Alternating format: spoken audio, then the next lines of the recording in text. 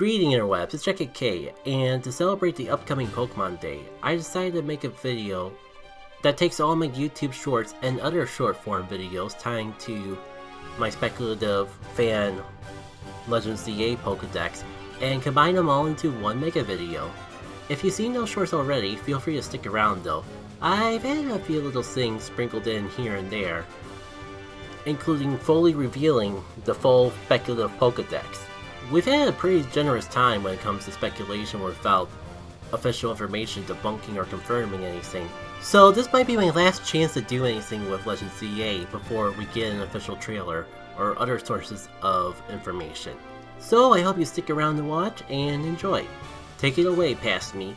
The announcement of Legends ZA inspired me to make an entire Pokedex for the game, and since we'll never know when Game Freak Shell drops of news that makes all my speculation obsolete, I decided to make some shorter scripts as I work on the bigger video to go over some of the ideas I have. For today though, I'd like to talk about the irony of Kalos having one of the smallest, yet largest Pokedex in the entire series, all depending on your perspective. On one hand, Kalos only introduced 71 brand new Pokemon, which is one of the smaller amounts for any generation. But that number quickly becomes inflated if we want to bring back every Mega Evolution ever made. And why wouldn't ya? The Megas are awesome. The thing is, we also have to include pre-evolved forms that relate to the Megas. That and side evolutions like Slowking bumped that number up to 170, but it's more like 184 because I realized it didn't include the Eevee evolutions and Pikachu. The point I'm getting at is creating a Pokedex with a nice variety between Kalos veterans and new faces that manages to stay around the same size as Legends Arceus may end up being trickier than I thought. Pokemon X and Y actually gives you two sets of starting Pokemon, one at the start of your adventure,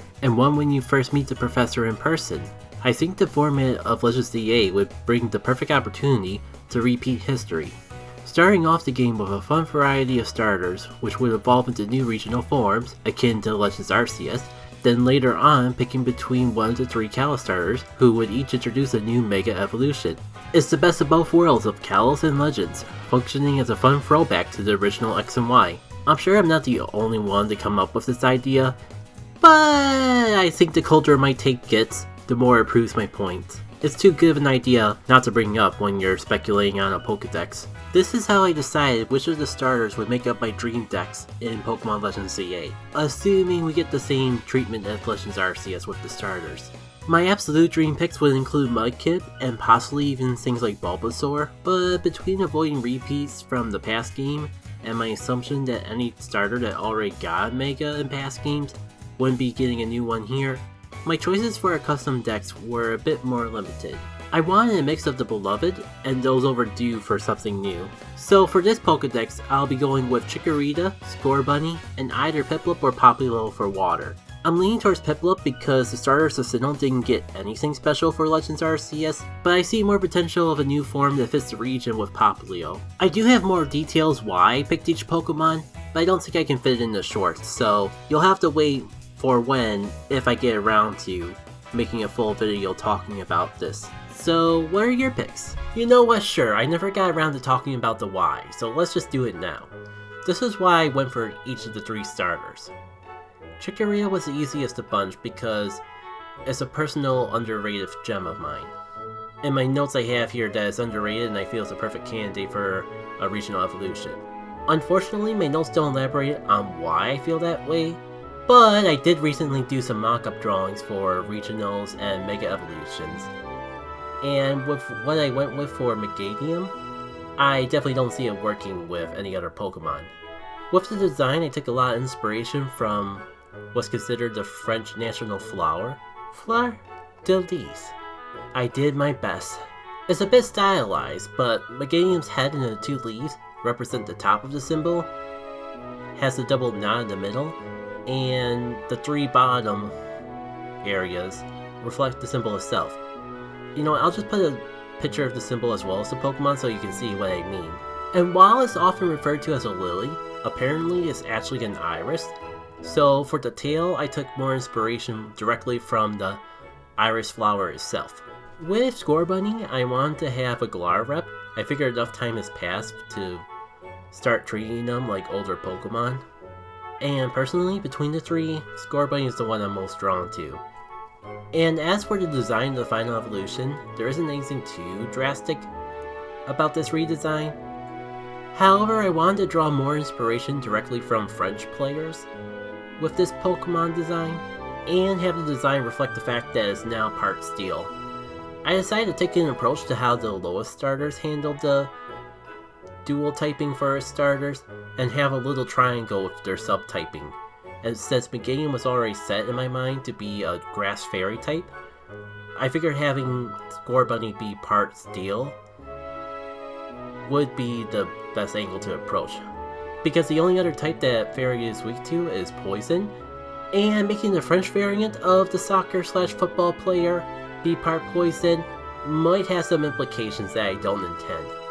Design choices of note include the little Eiffel Tower on his head, the metal ball that it carries instead of a fireball, and this little scarf, which is kinda hard to tell in this photo, but I tried to make it look like a rooster's waffle? I think that's what the skin flaps that hang off his neck are called.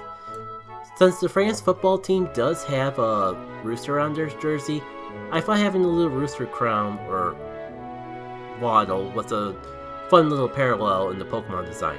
Besides that, it's a little bit more rough around the edges to reflect this more metallic nature.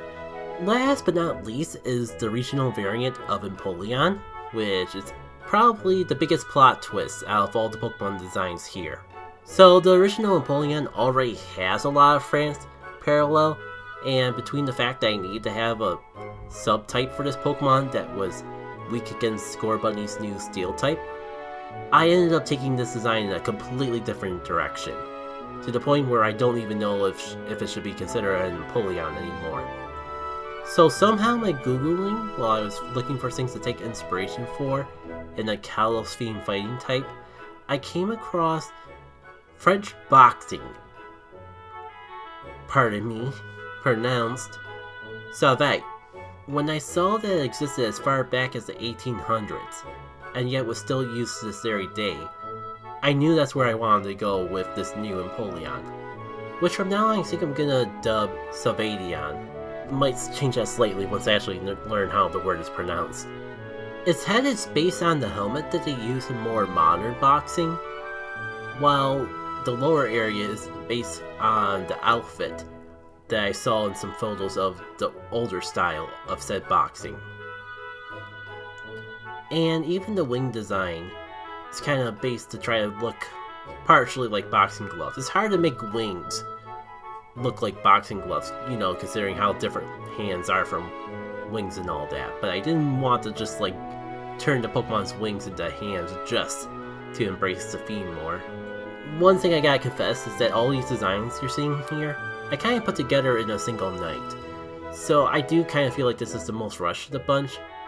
Not that necessarily because it's bad, but because it looks more like a Prinplup than it does an Empoleon. Then again, considering that Empoleon kind of pulls from the Emperor Napoleon, and this regional variant has completely different inspiration, the original idea was to start with Prinplup and kind of work my way towards a new evolved form, but I'm still not fully convinced that it doesn't just look like a regional variant of Prinplup itself. If I had more time, maybe I would come up with a better idea, but I'm happy with what I did for now. There's no way this will fit into a short, but I gotta talk more about my current theories on Legends ZA before they get confirmed and denied by Game Freak. And waiting until I finish the script for the entire video is too long of a wait. With the way my speculative Pokedex for Legends ZA is panning out, space-time rifts are basically guaranteed to come back, and I would be stuffing a lot of Pokemon into these distortions. So I would need to make a lot of drastic changes to the system to avoid trainers completely losing their sanity trying to find them all. Trainers were already way too close to that with Legends Arceus. While a lot of these ideas can be boiled down to make them appear more frequently, I also have an idea that ties into a fun little subplot. So instead of boring you with all the details for now, how about I just focus on that? So space-time rifts will be introduced to you slowly as you progress throughout your adventure, on top of the purpose of what they serve in Legends Arceus of allowing you to catch Pokemon that physically can't exist in this time period. They would also be a major source of Pokemon that don't appear in Kalos natively, such as Pokemon from games that appear after X and Y. Like Legends Arceus, there would still be regionals for some of these that would allow them to be more naturally introduced into the game. But without spoiling my plans for the rest of Pokedex, there's going to be a lot. Way more than you can make regionals out of, if the pace of Legends Arceus and how many regionals it introduced is anything to go by. Anyways, unlike the past game, space-time risk wouldn't be directly tied to the Pokemon driving the plot. For the sake of this video, let's assume that it's Xerneas, as Z is directly in the name, but it doesn't really have the power to create space-time rifts, so it works into the theory of this video pretty well. So instead of space-time rifts being a major part of the ending, about midway through your adventure you would be able to take on a side quest where you directly investigate the source of this phenomenon. During this quest, you'll find a little troublemaker making space-time rifts in the area. As you pursue it, you go into one of the space-time rifts and end up in a completely alternate reality. This area works a bit differently from your typical space-time rift, as it would be completely filled with Pokemon from another region. Though this area isn't too big, and you'll eventually run into and face off against the source of space-time rifts for this entire region. And who may that Pokemon be? Why, it's the one and only Hoopla, the Pokemon who made the whole concept of space-time rifts as we know and love it today. Despite being a mythical Pokemon, I feel like everything lines up way too perfectly to not use Hoopla in some shape or form for Legends ZA.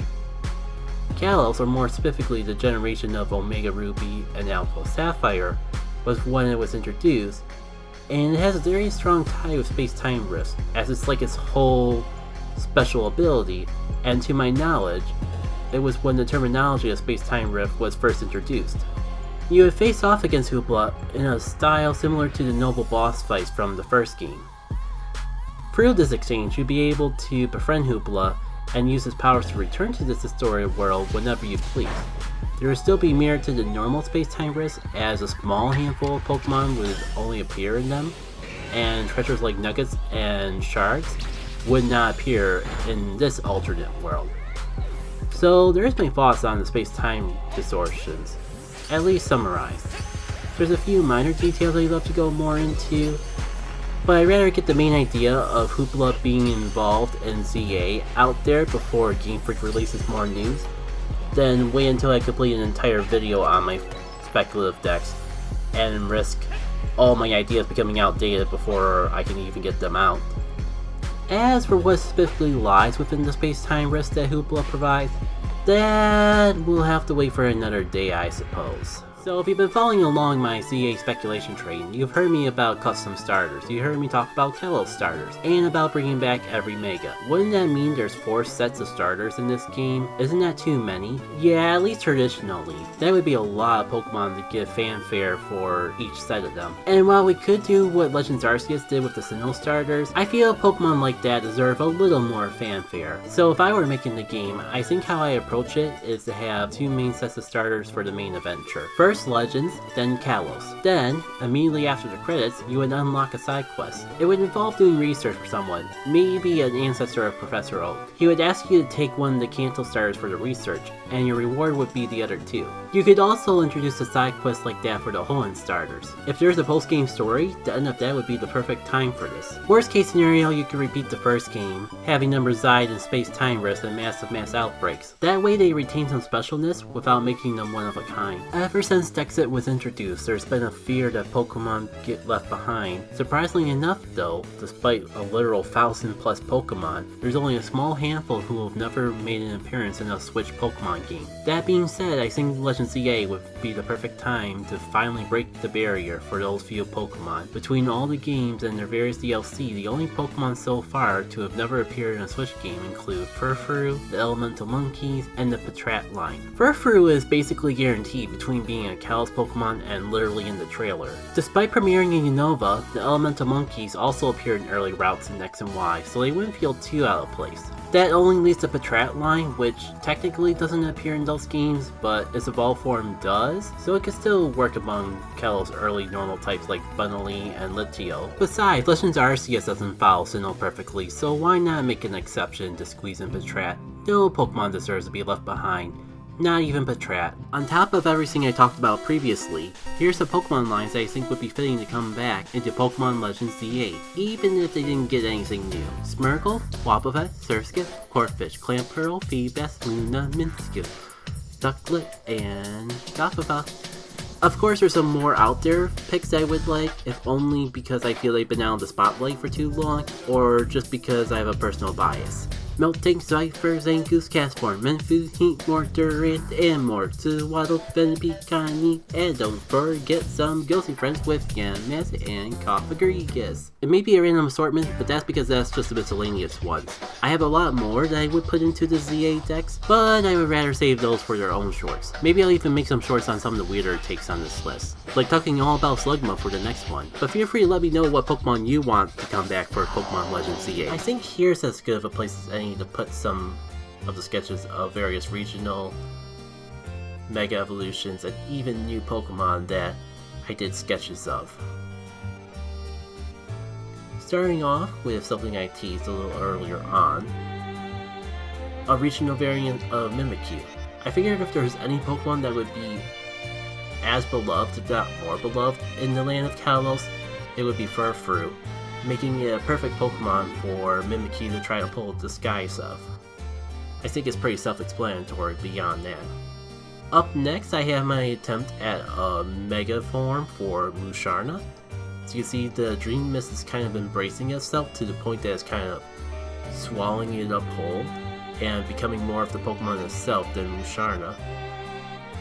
Kind of can see a little bit of an evil eyes forming in the mist along with angry eyebrows and even like little punchy fists. I'm leaning towards it being a Psychic Ghost type, though I could see Psychic Dark also working. Look, I know this is a hard ask, but can we talk seriously about Slugma for a sec? Initially, as I was building my fan Pokedex for Legends ZA, I was thinking that it would be fitting because the whole Francis Snail thing. But then I went down a bit of a rabbit hole and came out realizing that Slugma needs to be in this game. For starters, name me the last time you used a Slugma on your team. Here's the thing.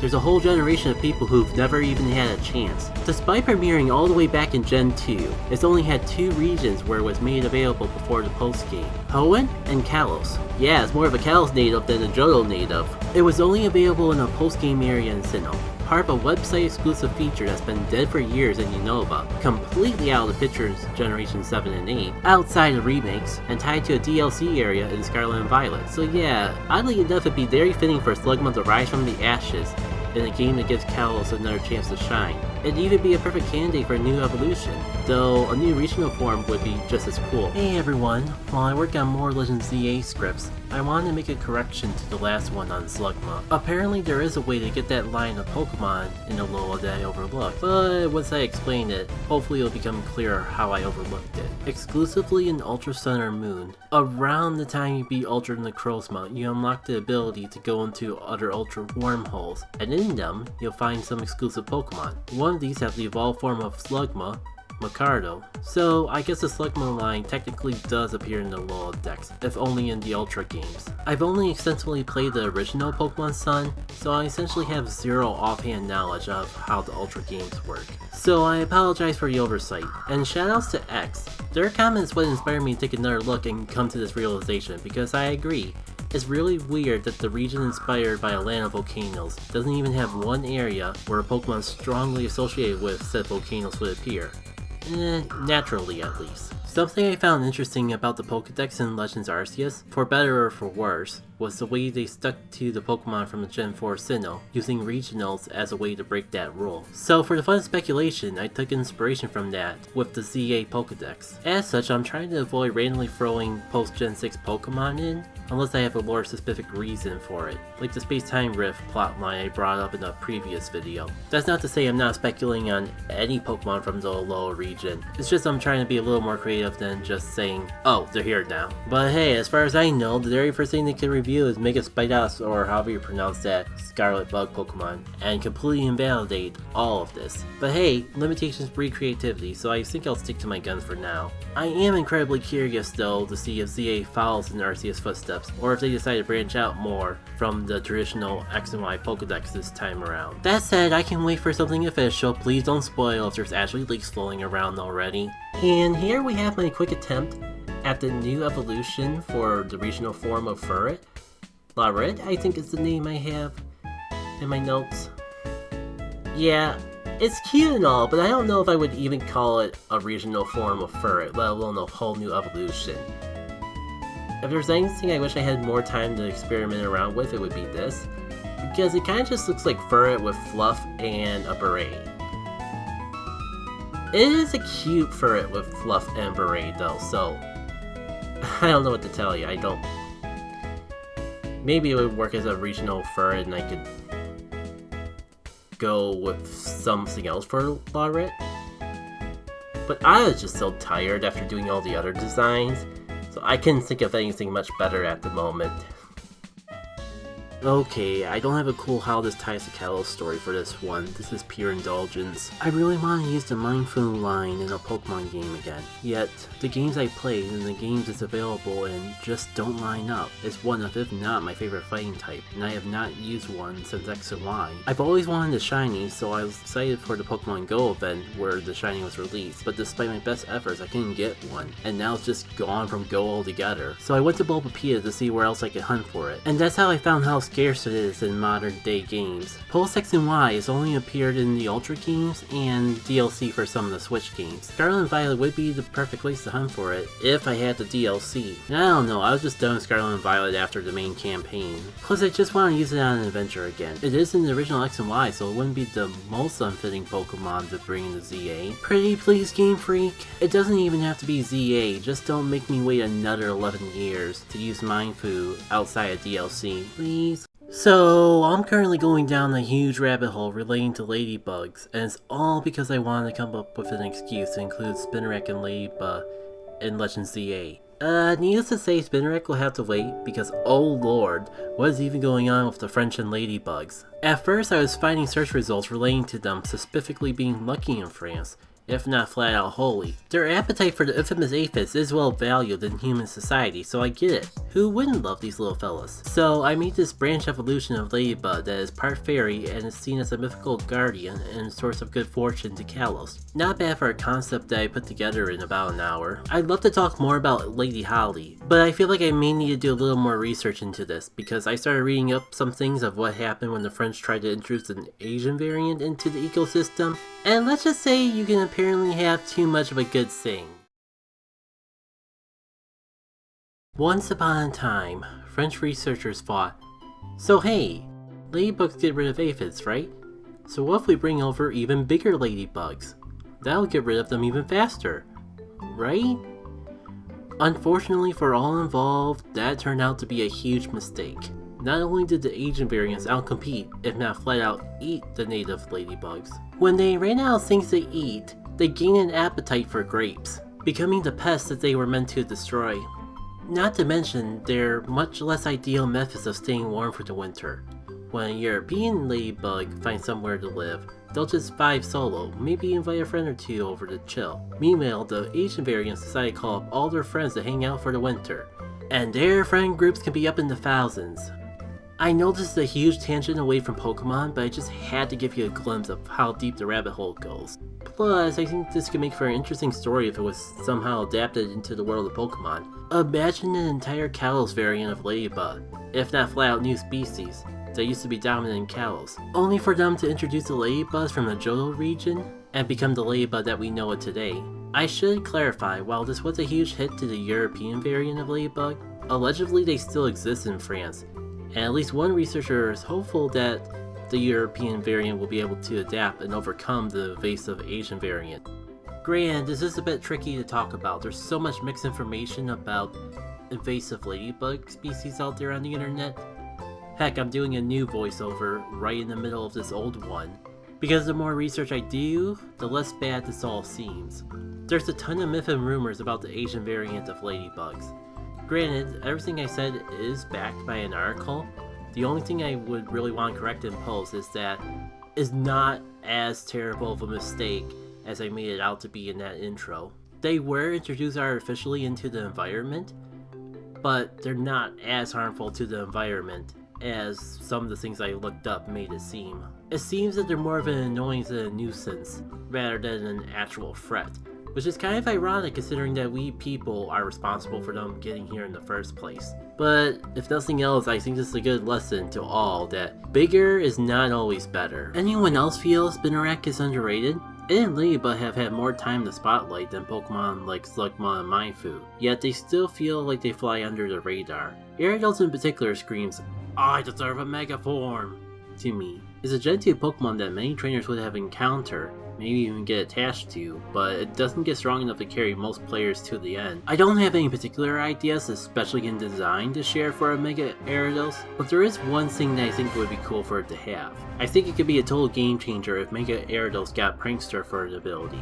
It has a couple of great utility moves like Sticky Web and Toxic Thread, but not enough speed to really implement them well. That alone would make it exciting, but depending on how you distribute the new stats, Mega Ariados could be amazing. I attempted to make a design for it, but it's kinda hard to grasp the ideas in my head and put them on paper, specifically for Ariados for some reason. I'll flash my best attempts on screen now.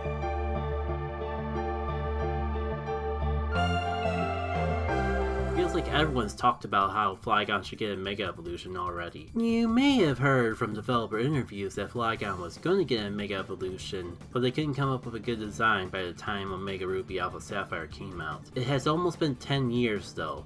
I'm pretty sure it'll be right on the streets or something if we somehow get through ZA without a single mention of Mega Flygon. Heck, I'm no exception to that. I'm one of the die-hard Flygon fans that didn't jump the ship as soon as Garchomp got introduced. It's a Pokemon I associate closely with Pokemon Coliseum, with its sequel being my favorite Pokemon game. So of course I want Mega Flygon. The only hot take I could bring to this discussion is that I don't want it to become a Bug Dragon type. Sure, it's an unused type combination that would make it stand out, but in my opinion, dropping the ground type would lose a major element of Flygon's identity as a Desert Dragon. So maybe that type combination could be saved for a more worthy insect with dragon ties.